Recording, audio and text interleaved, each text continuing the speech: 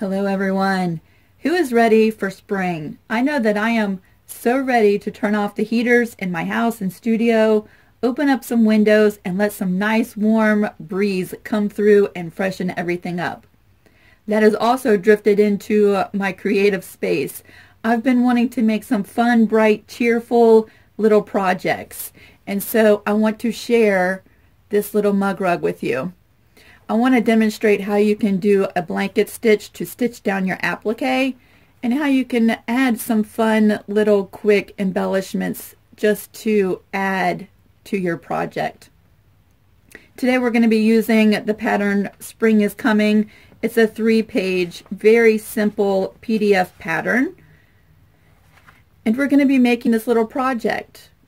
One thing about this block, while I was making it, I thought, you know, this is so cute on its own, but how pretty would a quilt be made with this block in all different colors, either in this orientation or on point. I'm going to show a couple of examples of what that might look like if you were to take this block and the measurements and the applique pieces and turn this mug rug into a quilt. That might be one that if I have some spare time, I might do. It would also be really fun if you were to replace store-bought fabrics with clothing and turn this pattern into a memory quilt. That would be so special. So to get ready, I've just gathered a few things. I've already pre-cut my backing material. I have a scrap of batting I'm going to use today, and I've prepared my background fabric, meaning that I pressed it and it's cut to size. I've already applied some heat and bond light to the back of my fabrics, traced the applique pieces, and cut them out just to speed up today's demonstration. I'm going to go ahead and preheat the iron, and we're going to fuse these pieces into place, and I'm going to set up my sewing machine, and we're going to get stitching.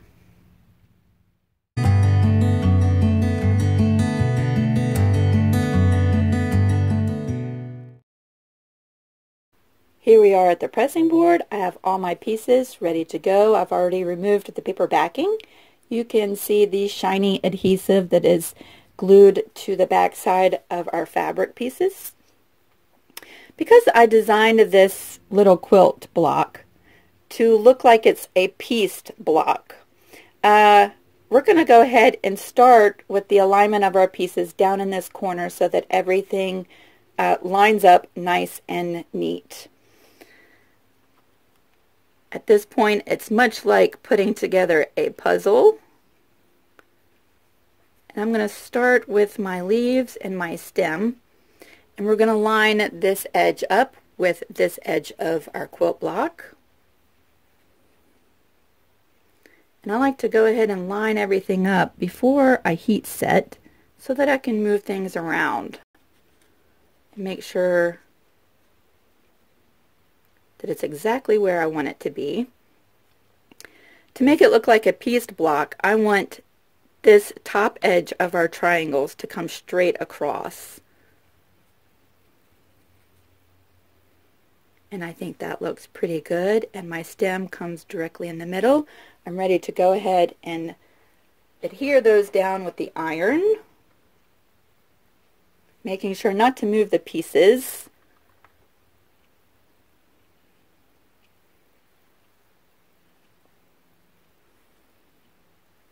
I've never been a big fan of fusible products, but I really do like the heat and bond light because you can stitch through it.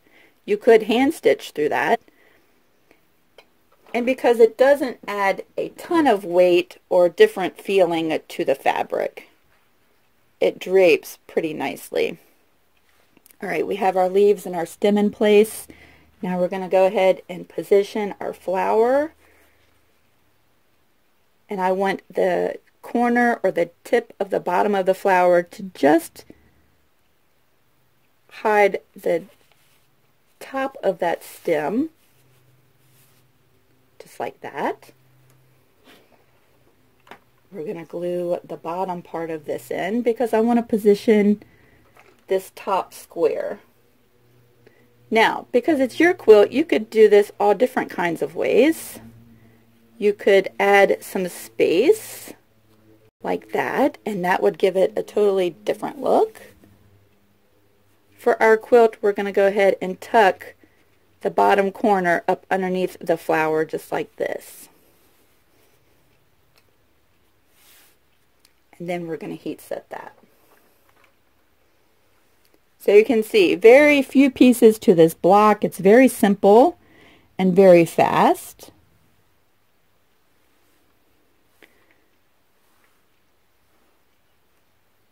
And just like that, we are ready to stitch.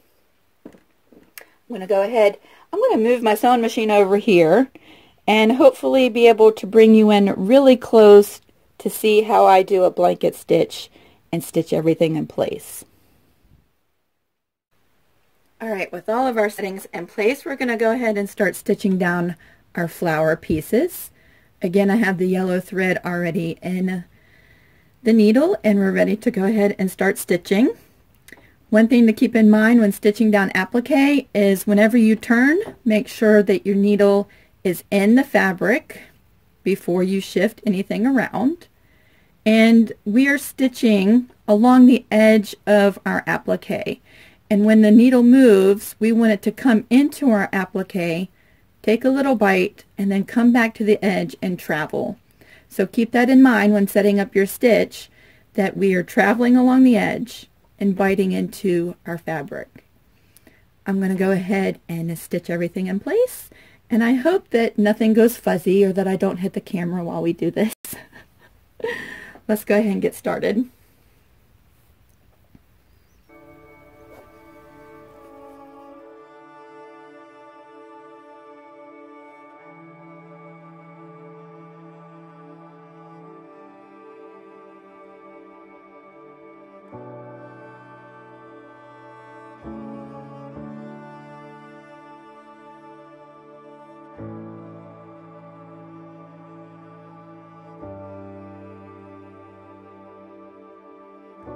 You call me out upon the waters, the great unknown, where feet may fail,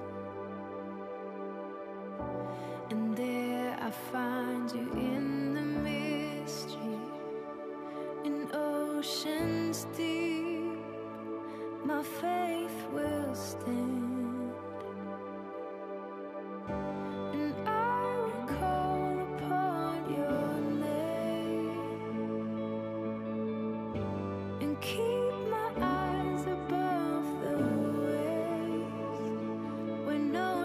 Rise, my soul will rest in your embrace, for I am yours, you are mine.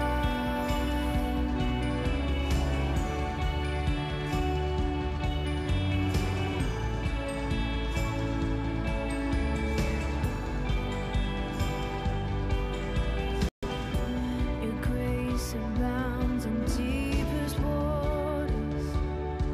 Your sovereign hand will be my guide.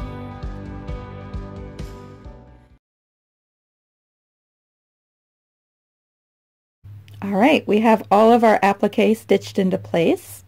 I have layered my quilt top and my batting together. I'm going to quilt this quilt just like this and then put the backing on, so the backing will be nice and clean. You won't see any quilting through all 3 layers, but this is how I'm going to do this little project today. Now we're going to go ahead and quilt this, and I'm going to do a simple stitch in the ditch around my applique for this quilt. And I have some white thread in the machine. I have it set on a straight stitch with my stitch length at a 3.5. Of course, that's all according to your liking. And I'm going to go ahead and stitch in the ditch and get this project ready for some embellishments.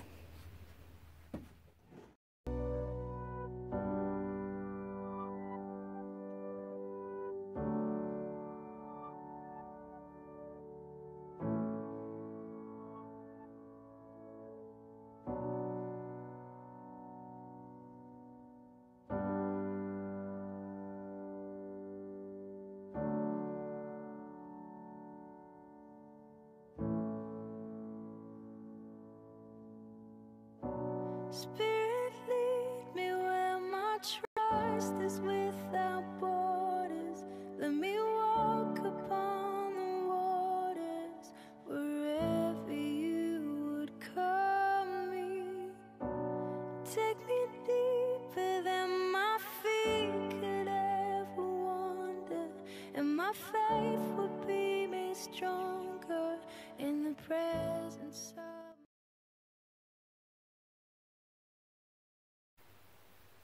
All right, here we are, our cute little mug rug. You'll notice the blue little lines. I was going to just quilt this like it was a pieced block, giving the appearance of a pieced block. However, I did not line up all my pieces, and so it would have really been kind of wonky. So I did the stitch in the ditch. This will come out with a little bit of water, so I'm not really worried about that. Now comes a really fun part. Of course, this part is optional, but we're going to add some embellishments to these projects. So to do that, I have a self-threading needle and some thread, some seed beads, and some sequins. Of course, you can use any types of embellishments that you like. And again, it's totally optional. I think this quilt block is worthy all on its own and really doesn't need embellishment. I'm in the mood for dressing things up. Now, one thing that you could do in lieu of sewing your pieces down is you could use this product called Fabri-Tac. It is a permanent adhesive that bonds fabric, lace, glass, leather, wood, and trims. And it can be washed. And so if you hate sewing, this might be the way to go. If you use this, you have to let it dry for 24 hours before you wash your product. It does have a little bit of a smell to it, and certainly keep in mind if you're embellishing your quilts and your projects that you do not want to embellish anything that you are giving to small children, because either the glue or the thread, those pieces could still somehow come loose, and we would hate to see that. So these quilts will not be used by little children. I'm going to go ahead and cut me off a piece of thread. I'm going to thread this needle.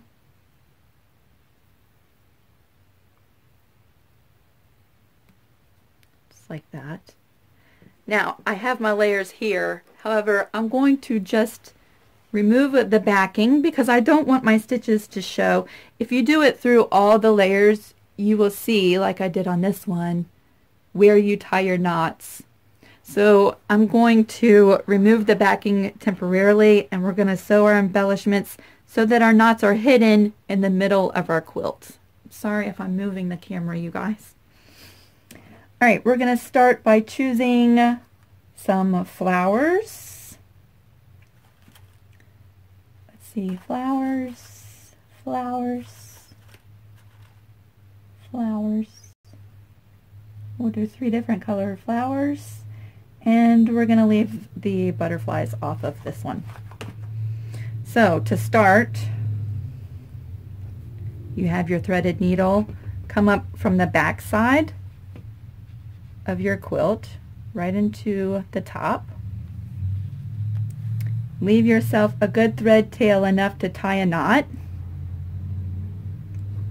like that. Go up through your sequins.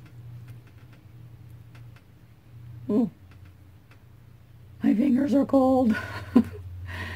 We're going to grab a seed bead.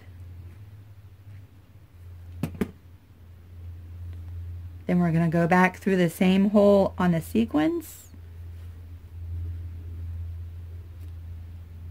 Just like that. And we're going to go back in through the top of our quilt to the back.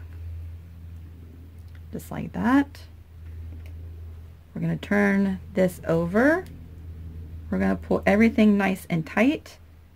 And we're going to tie, I like to tie my knot 3 times just to make sure it's going to stay in place. See, and when you do it like this before the quilt is finished, this little knot and threads stay hidden. So just like that, we have this first flower. Isn't that cute? I think it's going to cause a little bit of an issue trying to bind that, but I can work around that.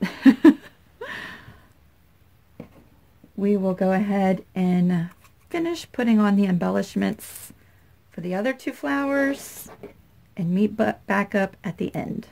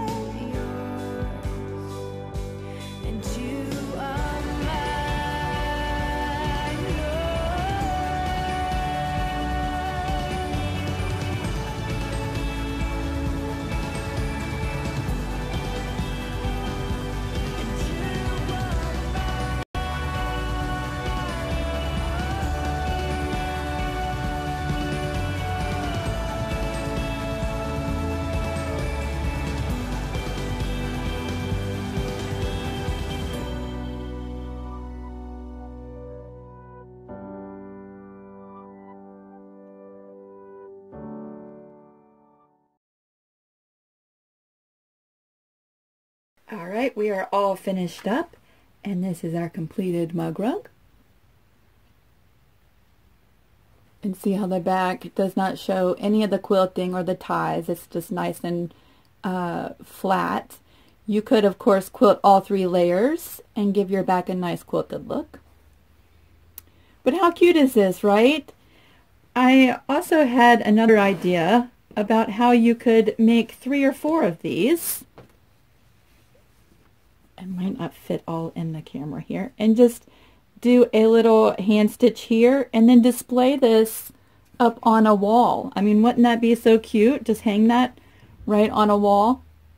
I've had a lot of fun today showing you how we used the seed beads and the sequins to embellish our quilts and showing you how to do the blanket stitch.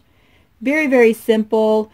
One thing I would suggest with the blanket stitch is set all your settings and then take a scrap piece of fabric and run it through and make sure you don't see any of the bobbin thread coming to the top.